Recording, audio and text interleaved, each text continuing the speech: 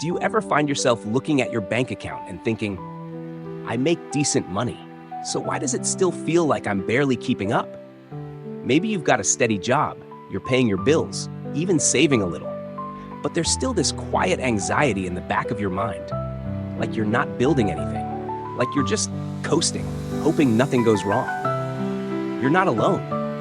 A lot of us, especially in our 30s, are stuck in this weird in-between space. We're not exactly broke anymore, but we're also not where we thought we'd be. We've outgrown the chaos of our 20s, sure, but we haven't quite stepped into the financial stability we imagined adulthood would bring. And that gap between doing okay and being secure, that's where the stress lives. It's where the 3 a.m. Google searches about Roth IRAs and emergency funds happen. And I get it, because I've been there too. In your 30s, life speeds up. Maybe you've got a partner, maybe kids. Maybe you're juggling a mortgage, car payments, student loans, and trying to build some kind of future, all while managing a career, staying sane, and pretending like you've got it all figured out. But here's the truth no one really says out loud. You don't need to have it all figured out. You just need to start moving differently, smarter. Because the financial decisions you make or don't make in your 30s set the tone for your 40s, 50s, and beyond. These are the years that quietly shape everything. So today, I want to have a real conversation with you. No guilt, no lectures, just 7 money moves that in hindsight, I wish someone had sat me down and talked through. Not as a financial expert, but as a friend who's been through it. And listen, this isn't about perfection.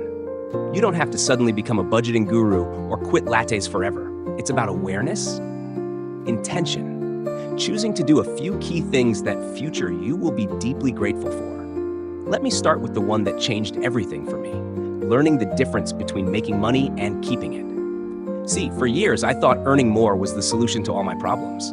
Got a raise? Great. Spent more. Got a bonus? Awesome. Took a trip, bought a new phone, upgraded something. But somehow my stress stayed the same, because the money came in, and then it disappeared. I wasn't broke, but I wasn't building either. And that's when it hit me. Income is not the same as wealth. So I started doing something small, almost embarrassingly simple. I tracked my money, not obsessively, just with enough clarity to know what was actually happening. And what I found surprised me. There were patterns, habits, tiny leaks in the bucket I'd never noticed, $5 subscriptions, random takeout orders, money going places that didn't really make me happier or more secure, just more distracted. That shift from ignoring money to being curious about it was the first domino, and it taught me this: you can't improve what you won't look at. And from there, the second big change happened naturally. I started building an emergency fund. Not a flashy move, not Instagram worthy. But let me tell you, having even $1,000 set aside, untouched, gave me peace of mind I didn't know I needed. It was like finally having a cushion to land on, instead of walking a tightrope every month. For the first time, I felt like I had breathing room, like I wasn't just surviving anymore. I was preparing. Now, if you're thinking, yeah, but I can't save right now, everything's expensive. I hear you. Rent is high. Groceries are ridiculous. Life costs more than it used to. But here's the thing. Saving doesn't have to be dramatic. Even $20 a week. Even $10. What matters isn't the amount, it's the consistency. The act of prioritizing your future, even in small ways, shifts something in you. It builds a habit. It says, I matter. My peace matters. And then came the hardest, but maybe most important step for me, facing my debt, specifically my student loans. For years, I avoided looking at the numbers. I paid the minimum, ignored the interest, and just hoped it would magically go away someday. But eventually, I realized that debt was costing me more than money. It was costing me my freedom, my sleep, my sense of control. So one weekend, I sat down, poured a cup of coffee, opened a spreadsheet, and finally looked at everything. The total was overwhelming, but weirdly, seeing the actual number made it less scary. Because now, I had a starting point. I made a plan. Again, nothing extreme, just a bit more than the minimum each month. And you know what? Every payment felt like a win, like I was slowly reclaiming my future. And that's the thing. Most of us aren't looking for financial domination. We're just looking for dignity, for a sense of progress, for the quiet confidence of knowing we're not helpless. We're building something, If you're in your 30s and money still feels like this vague, overwhelming topic, please know that's not a personal failure. That's adulthood. No one teaches us this stuff. Not in school, not in most families. So we're left piecing it together while juggling 100 other responsibilities. And that's why these small moves matter. They're not just about money, they're about taking your power back. You don't have to do everything at once. You don't need to be perfect. You just need to start. Start looking, start saving, start planning. Even imperfect action creates momentum, and momentum is everything. Let me tell you a quick story. Let's call her Mai. She used to make great money working in tech, like six-figure salary, bonus benefits, but she never saved. Always said she'd start next year. Then one day, her company downsized. She was out of work for 5 months, and with no savings, she went from stable to scared, fast. Rent, bills, credit cards, it all piled up. But here's what I love about Mai. She didn't stay stuck. She started over, slowly. And now, she saves 10% of every paycheck before she touches the rest. She says it makes her feel powerful, like she's paying her future self first. That's the mindset shift. Not fear, not shame, just self-respect. Because when you start treating your money like it deserves a plan, you start believing you deserve one too. And once that belief kicks in, once you start moving differently, everything changes. So once you've started shifting your mindset, getting a little clarity, building even the smallest emergency fund, facing your debt, it's like you begin to see money not as something to fear or chase, but as something to work with, something you can shape. That's when the next move becomes possible, building a system that runs even when life gets messy. Because let's be real, life in your 30s is chaos sometimes. One minute you're meal prepping and doing yoga, the next you're working overtime, cleaning up after your toddler's stomach flu, and wondering how it's already Thursday. That's why the goal with money isn't just control, it's automation. Removing friction, reducing the number of decisions you have to make. For me, setting up automatic transfers was a game changer. I used to tell myself, I'll move some money to savings when I get paid, but I almost never did. Something always came up.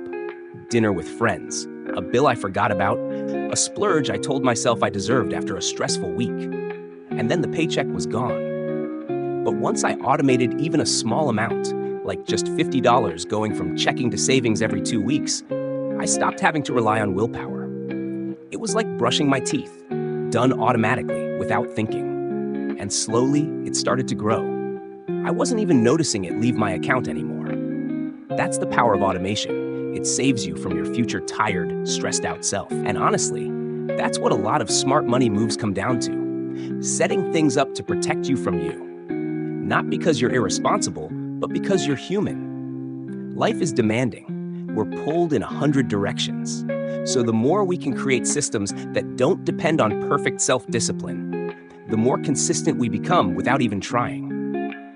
Now, let's talk about something people rarely mention when it comes to money in your 30s. Financial boundaries. Yep, boundaries aren't just for relationships. They're for your wallet too, and they matter more than ever in this season of life. You're probably getting more invitations now to weddings, baby showers, weekend trips, destination birthdays.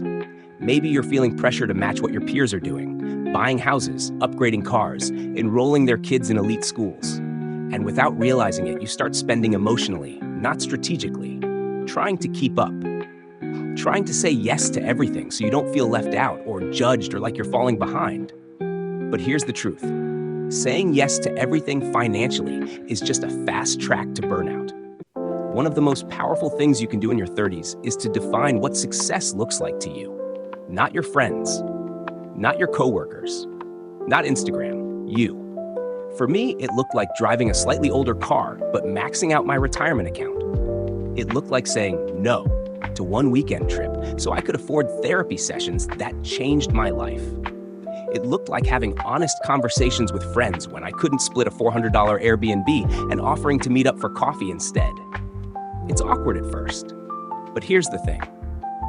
You can't afford to build someone else's version of success at the expense of your own peace.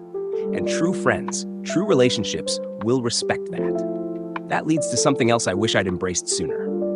Well, investing, even if it's imperfect. There's this myth that investing is only for people who already have money. And that's just not true. Starting small is still starting. You don't need thousands of dollars or a finance degree. You just need to start paying attention and take the first step. When I first opened a retirement account, I had no idea what I was doing. I literally Googled, what's the difference between a Roth IRA and a traditional IRA? And I felt embarrassed. But slowly, I learned. I asked questions. I chose a simple index fund. I set up a recurring transfer, even just $100 a month, and I left it alone. And guess what? That small kind of clueless decision, it grew. Not overnight, but over months, then years. Because time, not timing, is what makes investing powerful. Starting in your 30s, even if it's messy, puts you decades ahead of the game. I think one of the hardest parts of financial adulthood is learning to trust the process when you don't see instant results. You meal prep for a week, your body doesn't change. You invest $200, your balance moves by $1. You say no to a fancy dinner and no one claps for you. But the progress is there. Quiet, steady, compounding. And that's true for your inner growth too. The discipline it takes to pause before a purchase, that's building your future. The honesty it takes to tell someone you can't afford something right now, that's strengthening your emotional resilience. The tiny decision to save a little, learn a little, ask a question instead of avoiding the topic, that's you stepping into your power. None of this is about being perfect with money. It's about being present, being willing to pause, look at what's working, and shift what isn't. So maybe tonight after this video, you log into your bank account, not with dread, but with curiosity. Maybe you open a spreadsheet or a notes app and write down how much you want in your emergency fund by the end of the year. Maybe you say no to something small this week so you can say yes to something bigger later. Whatever you choose, let it come from care, not shame. Because the truth is, most of us were never really taught how to handle money. We were told to hustle, to get degrees, to land good jobs. But no one taught us how to feel safe with money, how to grow it, how to use it as a tool for freedom, not just survival. But it's not too late to learn. It's never too late to start building something better. Even if you're behind, even if you've made mistakes, even if it feels overwhelming, you are not broken. You're just at the part of the story where things start to shift, where small steps lead to new momentum, where you stop running on autopilot and start leading your own life with intention, with clarity, and with real hope for what's ahead. You know, as we talk about all of this, saving, investing, setting boundaries, building systems, it might start to feel like a lot, like you're standing in front of this giant wall called financial adulthood, trying to figure out where to even put your first brick. But let me remind you of something important. You're already doing the hard part. You're paying attention. You're showing up. You're choosing to learn instead of avoid. And that, more than anything else, is the moment where things start to shift. I've talked to so many people in their 30s and early 40s who carry this quiet weight, this sense that they're behind, that they missed the memo in their 20s, that everyone else got the manual for building wealth, and they're just winging it with duct tape and guesswork. But here's the truth no one is saying. Almost everyone feels that way. It's just that some people hide it better. What matters isn't how fast you're moving or how polished your financial life looks. What matters is that you're moving at all, one honest step at a time.